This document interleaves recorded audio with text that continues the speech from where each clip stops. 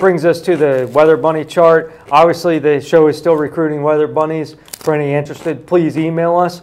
That would be great. And also brings us to the WCOFF. I know a lot of people have been pulling for me in the WCOFF Championship. This is a league that has a $300,000 grand prize.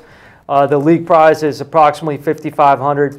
We'll take you through what happened last week in the league semifinals, which I was a participant in. My team on the right there, 1 Euro Neaters. I scored just below, actually, my average. Well, it's approximately my season average, I think, with 146. Note the low point totals by a die, Randy Moss, Sims Walker, and Goskowski, my kicker. They've been a lot better year to date than that. But that makes me feel better about the upcoming week. That means those guys may bounce back to have a better week than they did this year. And then you look at my opponent, he just fell flat. He fell totally flat last week with 109 points. And really, if you look at his players like Marshawn Lynch and Kevin Smith and Donnie Avery, he really doesn't have that great of a team. Hines Ward and Burleson didn't do what they should have, but and Brady didn't, but I had Brady kind of countered with Moss, and they both scored about 10 points. So, it really wasn't what it should be. So that brings me to the league finals, where I have to play against a team that scored 180 last week. And, of course, the previous 3 weeks before this, I was averaging 180 Well, we points a usually week. see, like, especially in fantasy, what I've noticed is that whenever I have, like, a great exceptional week above average, I notice that I have a big-time letdown the following week. So I think that this guy, if I were a betting man, I'd say that your average is, I think it's right around what you're going to probably do. This guy, I think he's going to do below his average. So I would like for you to keep it up. I think Aaron Rodgers is going to have a great game, especially playing against the Baltimore Ravens in Green Bay. But I don't think he's going to do what he did last week, and that should really help and benefit your team. Yeah, he really went off the charts last week, Cotton. And the average points there speak for themselves. I theoretically should outgain him by about 9 points.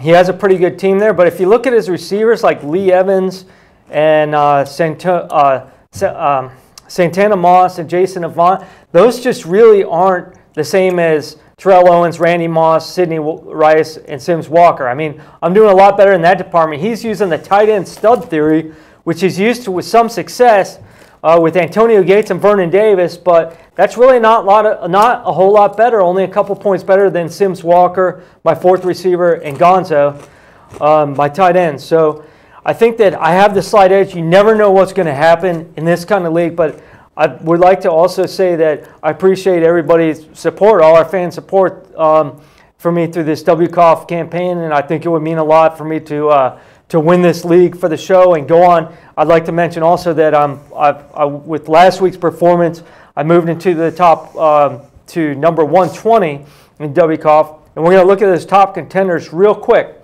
We're going to look at top WCOFF contenders, and I'll tell you why. In 2006, this is the last time I did this. I think I did it 2 years in a row. In 05 and 06, I ranked the top fantasy football players in the world. And here's where a lot of them ended up. You can see that a lot of them in 2009 are still doing as good as or almost as good as their 2006 ranking. Like Mark Racy, he's up there. Lou Tranquilli, he seems to be always in the top 20. He hasn't won WCOFF yet, but I swear he finishes in the top 20 every year. John Rozek owns one of those FF Toolbox or something. Emil Kadlik is actually the former owner of the World Championships of Fantasy Football. But as an owner, he couldn't play in the championship because you can't play in it if you're part of their company, because of obvious reasons. But now he's number 43. Obviously, he said, all right, I'm going to sell this because I know I can win it. And he's aiming for that 300K. David Gersak, who I had ranked number 2 in 2006, has 2 teams in the running now at 91 and 92. Scott Stouffer is out of the shadows, continues to be. Rob Zarzicki, who I had ranked number 1 because he had finished in the top 5 like 3 years in a row. Incredible, wrote a book on fantasy football and how to win a fantasy football league. He is on borderline right now at number 163. You have to be in the top 144 to get into the championship runoff. He needs a big week this week in his league consolation game. And then for comparison's sake, Doug Cook, I had myself ranked 374. Wow. And right now I'm in the top 120, which would be good enough to get in. And this Bill Lester guy, Phil, is that the same guy that plays poker, Bill Lester? Or the World Championship of Poker guy? I don't know. That's not the same guy.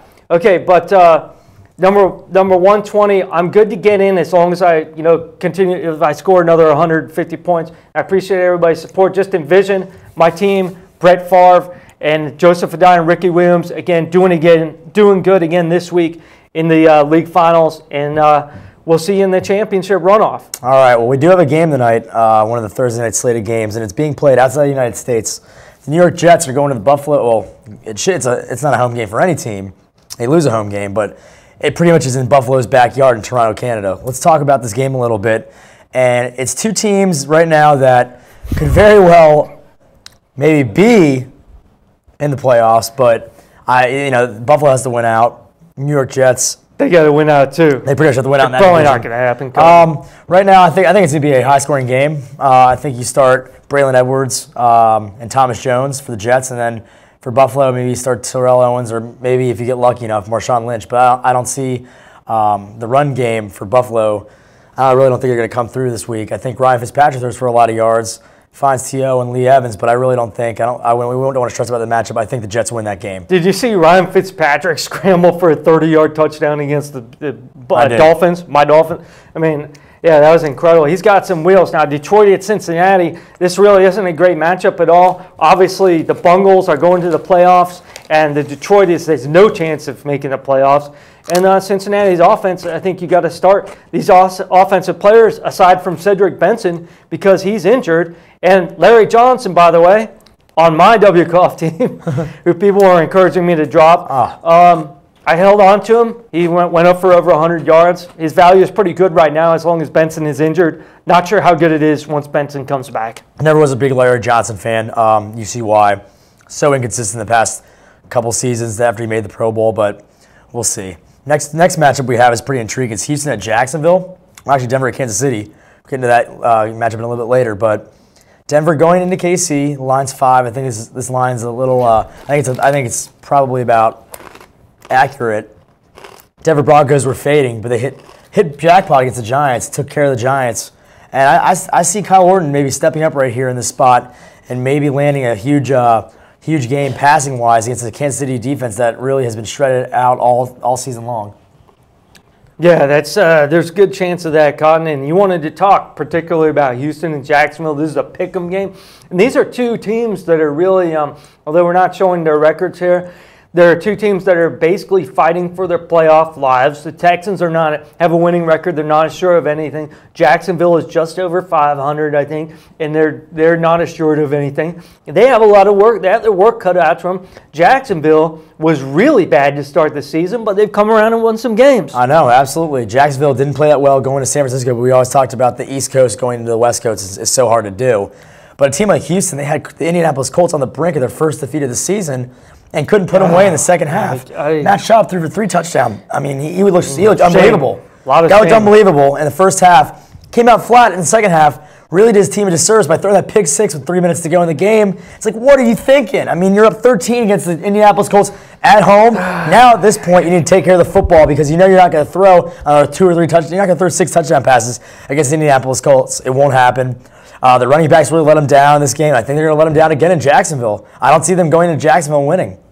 They might not. I look for, of course, big games out of Jones, Drew, and Sims Walker, as usual. Oakland at Pittsburgh. This is really not much of a matchup on paper. Pittsburgh theoretically should stomp them, but are we still going to be down to Dennis Dixon, who, by the way, had a great debut in his professional regular season debut. Especially in Baltimore, absolutely. Should have won that game for him. Had the Baltimore Ravens, that big scamper in the fourth quarter, put him up by 7.